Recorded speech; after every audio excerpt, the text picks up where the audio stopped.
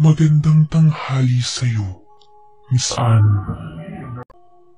Dati ko pa sanang binabalak na magpasa ng kwento sa inyo. Kaso naging busy ako dahil sa pagbabago sa aking trabaho. Feli po ang pangalan ko. At itong kwentong gusto kong ibahagi sa iyo, Mama, ay nangyari sa aking tiyuhin. Naikwento niya ito sa amin noong nagbakasyon ito sa bahay. Kaya ngayon ay kukwento ko rin sa inyo. Huwag kang makikipagkape sa hindi niyo gaanong kilala. Hindi ko malilimutan ang katagang iyon ni Tio Suping. Dati, noong binata pa si Tio Suping, madalas itong napapabarkada at kung hindi alak ang kanilang mapagtripan ay kape. Simula naman kasi noong bata pa raw si Tio, mahilig na siyang magkape. May isang pangyayari lang kasi na siyang nag-udyok sa kanya para tumigil sa pagkakape. Dahil kakatapos lang nilang maghukay ng balon, nagpasya silang gumala sa kabilang baryo kung saan may nililikawang babae, ang isa nilang barkadang si Manuel. Ayaw pa sana nilang pumunta roon dahil malapit nang dumilim ang paligid. Ayon kasi kay Tio Suping, bali-balita kasi na may mga aswang daw sa baryong iyon. Yun nga rin ang dahilan kung bakit ayaw nila sa babaeng nililikawan ng kanilang kaibigan. Sige na, hindi tayo magtatagal doon. Bibisita lang tayo kina Cynthia. Tapos, uuwi rin agad. Wika pa ni Manuel.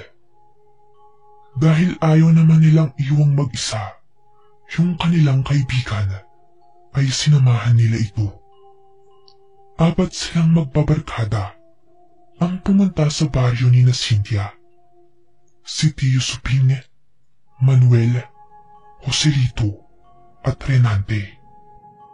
Habang sila ay naglalakad, nag-uusap sila tungkol sa aswang raw na nasa barangay na kanilang patutunguhan. Sige lang, kung totoo man yang aswang na yan, hindi niya tayo kakayanin. Napangisi pa si Renante nang sabihin niya iyon habang hinihimas ang kanyang bewang na mayroong nakasukbit na baril. Sina Tio naman ay napailing dahil sa pangamba. Hindi kasi nila kilala ang mga tao roon, kaya nangilabot sila sa ideyang baka maaswang sila. Humigit kumulang 25 minuto ang kanilang nilakad hanggang sa makarating sila sa baryo ng nililikawan ni Manuel. Malapit nang dumilim noon kung kaya binilisan nila ang pagpunta sa bahay ni na Cynthia. Nang makarating sila doon, nagtagal sila ng mga 15 minutos lamang at saka nagsimulang maglakad pa uwi. Ayaw rin kasi ng babae, nagkagabihin sila sa daan dahil delikado raw. Dahil napag-usapan nila na kagad ding uuwi, ay iyon na nga at umalis sila. Nang naglalakad na raw sila, ay panayang tawanan nila sa daan at napapalakas pa raw ang kanilang kwentuhan na siyang dahilan para tingnan sila ng mga tao sa baryo. Noong makalayo na sina Tio Suping sa mga kabahayan, napag-usapan nila ang paraan at pagtitig ng mga tao sa kanila. Yan na nga ba ang sinasabi ko? Ang iingay kasi natin. Wika ni Joselito. Sa pagkakataong iyon, ay kinutuban ng hindi maganda si Tio. Kung kaya sinabihan niya ang mga barkada niya, napilisan na lamang nila ang paglalakad dahil baka gabihin sila sa daan. Habang sila ay naglalakad, may natanaw silang matandang lalaki na nasa tapat ng isang kubo. Nagsisibak iyon ng kahoy na paniguradong gagawin niyang panggatong mo. Nang medyo malapit na sila, napalingon sa kanila ang matanda. May ilang segundo rin na napako ang tingin ng matanda sa kanila. Nakalaunan ay napangiti pa. Hindi na sana nila papansinin ng matanda, subalit kinawayan sila nito. Kung kaya minabuti nilang apat na lumapit doon. Noon lang din nila napansin na nagkakape pala ang matanda habang paunti-unting nagsisibak ng kahoy. Mga iho, kape muna kayo. Magiliw na wika ng matanda. Sa tansya ni Tio Suping, mga nasa 70 anyos na ang matandang lalaki. Aalis na sana sila noon, subalit parang napakagaan daw ng dating ng matanda sa kanila. Dahil doon, pinaunlakan nila ang paniyaya ng matanda na magkape muna sila. Pumasok ang matandang lalaki sa loob ng kanyang kubo at nang makalabas na ito, may dala na siyang 4 na tasa na may lamang kape. Hindi iyon inaasahan ng magkakaibigan dahil akala nila sila ang magtitimpla ng kape para sa kanilang sarili. Gayunpaman, nagpasalamat sila sa matanda. Nang sinimulan ng inumin ni Tio yung kapeng iyon, may isang bagay na napansin si Tio. Ayon sa kanya, may nalasahan siyang parang malansa. Hindi nga lang niya matukoy kung sa tasa niya iyon o baka sa tubig ng gagaling. Hindi niya rin magawang tanungin yung mga kasama niya dahil baka marinig sila ng matanda at magalit ito. Mga iho, kamusta? Sakto lang ba ang timpla ko? Nakangiting tanong ng matanda sa kanila. Mumiti rin pabalik ang magkakaibigan sa matandang lalaki. At saka sinabing tamang-tama nga raw ang timpla niya ng kape. Sinabi ng matanda na minsan na niyang nakita si Manuel. Kung kaya tinanong niya ito kung saan siya pumupunta. Si Manuel naman, dahil daw bidang-bida, nagkwento ito tungkol sa kanyang nililigawan. Napatango naman ang matanda sa mga kwento ni Manuel. Nang maubos na nila ang kanilang kape, buong puso silang nagpasalamat doon sa matanda at saka nagpaalam na rin dahil malapit nang dumilim ang paligid. Noong makalayo na sila sa kubo, muling lumingon si Tio at nakita niya yung matandang iyon na nakatitig pa rin sa kanila habang papalayo na. Nakaramdam ng kakaibang kilabot si Tio Suping kung kaya napatanong siya sa kanyang mga kasama kung may nalasahan daw ba sila na parang malansa sa kanilang kape. Sina Joselito at Renante ay sinabing wala silang nalasahan, na siyang taliwas naman doon kay Manuel. Ipinalagay na lamang nila na baka hindi nahugasan ng maayos yung tasang ginamit nila at baka isda ang ulam ng matandang iyon kung kaya malansa ang mga gamit niya. Dahil doon, muling sumagi sa usapan nilang magpabarkada ang tungkol sa aswang. Sinabi pa ni Renante na ganoon daw talaga kapag aswang. Malansa ang mga ginagamit, lalo na sa mga gamit na pwede nilang lawayan. Dahil sa kwentong iyon ni Renante, parehong napaduwal sina Tio Suping at saka si Manuel. Tawa naman ng tawa ang dalawa pa nilang kaibigan dahil sa kanilang ginawa. Nang makauwi raw si Tio Suping, ay nagmumug agad siya dahil parang kumakapit daw ang lansa sa kanyang laway. Inusisa pa siya ng kanyang nanay kung bakit parang nandidiri siya, pero hindi magawang sumagot ni Tio. Nang gabi na raw noon ay pakiramdam ni Tio na parang sobrang pagod siya. Nananakit ang kanyang kalamnan, kung kaya para siyang hinihila ng antok. Hindi nga lang siya makatulog dahil panay ang bangon niya upang uminom ng tubig. Dahil pakiramdam niya nanunuyo ang kanyang lalamunan. Dahil sa hindi makatulog, kung ano-ano raw ang kanyang iniisip. Napansin ng araw niya na parang paunti-unti nang tumataas ang kanyang temperatura. Hindi alam ni Tio Suping kung paano siya nakatulog ng gabing iyon. Basta kinaumagahan daw, nagising na lamang siyang sobrang taas ng lagnat at hindi siya makabangon. Inakala ni Tio Suping at ng mga magulang niya na simpleng lagnat lamang iyon, kung kaya nagpahinga na lamang ito.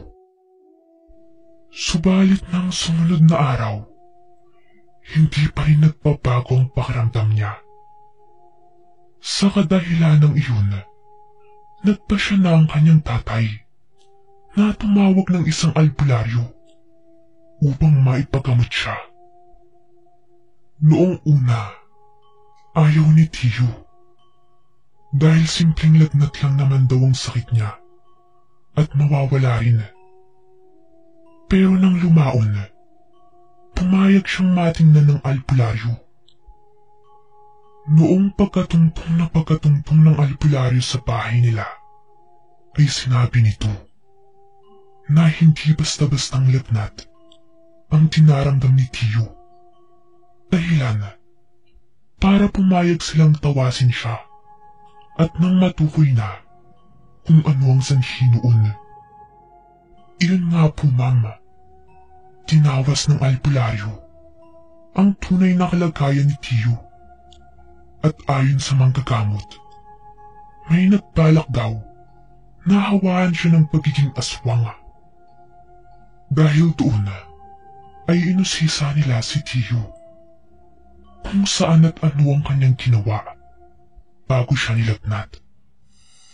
At noong ikwento niya ang lahat, hindi man lang daw nagulat ang albularyo.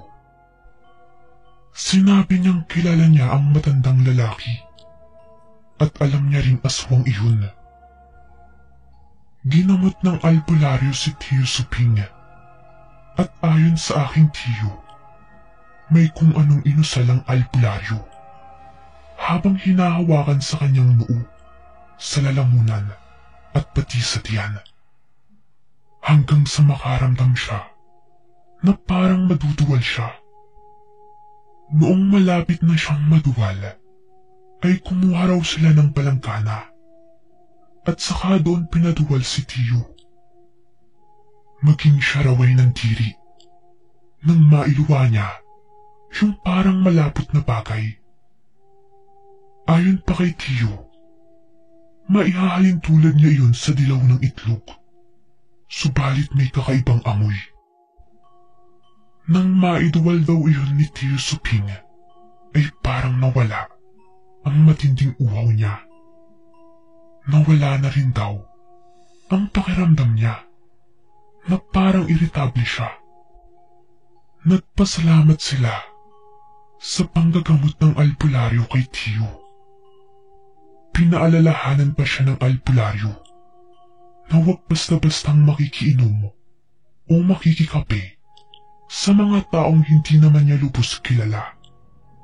At lalong-lalo na sa mga taong parang may kakaibang kinikilos.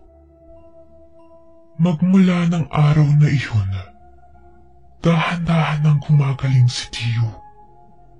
At noong tuluyan na siyang gumaling, napagpasya niyang gumala doon sa mga kaibigan niya. Nanlumo siya nang malaman kung anong nangyari sa kaibigan niyang si Manuel. Noong puntahan niya iyon, ay hindi niya nakausap. Dahil ikinulong daw muna ng mga magulang niya sa kwarto. Para raw kasing naging hayop yung kanilang anak at nagiging agresibo sa tuwing sasapit ang gabi. Ayon pa raw sa kanila, madalas nilang napapansin noon si Manuel na naglalaway habang nanlilisik ang mata. Hindi naging maganda ang kutob ni Tiyo Suping noon. Malaki raw kasi ang posibilidad na mayanggaw ng tuluyan ang kanyang kaibigan. Napagdudahan pa nga ng mga magulang ni Manuel na baka raw ang nililigawan niya ang may kagagawan noon, kung kaya nagkaganoon ang anak nila. Dahil doon, nagpa siya si Tiyo. Naikwento sa kanila ang nangyari at maging ang ginawang panggagamot ng albularyo sa kanya.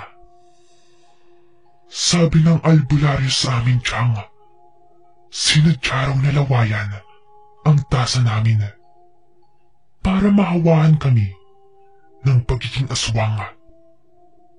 Saad ni Tiyo Suping, napailing naman ang nanay ni Manuel at tinanong mo kung kakilala nila ang gumawa noon. Subalit umiling na lamang si Tiyo.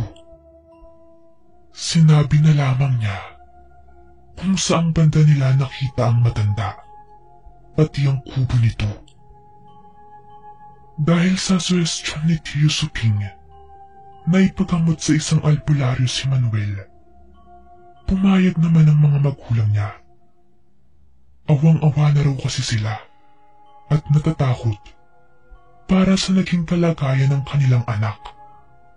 Iyon nga po, at pinatawag nila ang manggagamot na siya ring gumamot kay Tiyo Suping. Nang makarating ang albularyo, napapailing daw ito dahil kung naagapan daw sana si Manuel, hindi raw sana sila mahihirapan na ipagamot iyon. Dahil sa naging sitwasyon ng kanyang kaibigan, tumagal daw ng ilang araw yung gamutang yun at pabalik-balik daw sa bahay ni Manuel yung albularyo upang masigurong gagaling ang lalaki. Nang tuluyan ang kumaling si Manuel, binalikan nilang apat ang matanda upang sana'y kumprontahin. Subalit sa tuwing pupuntahan nila ang kubo o dadaanan nila, wala raw ng matanda. Ang isang ipinagtataka lamang daw nila ay kung bakit noon lamang nila naamoy yung malansang amoy na siyang kumakalat sa paligid. Magmula noon, naging maingat na si Tiyo Suping. Ayaw na niyang maulit pang muli ang nangyari sa kanya noong siya ay pinata pa. Laking pasasalamat na lamang niya sa albularyong nang gamot sa kanya dahil naagapan siya. Dahil kung hindi, naging aswang na siya ng tuluyan o baka naranasan din niya ang naranasan ng kaibigan niyang si Manuel.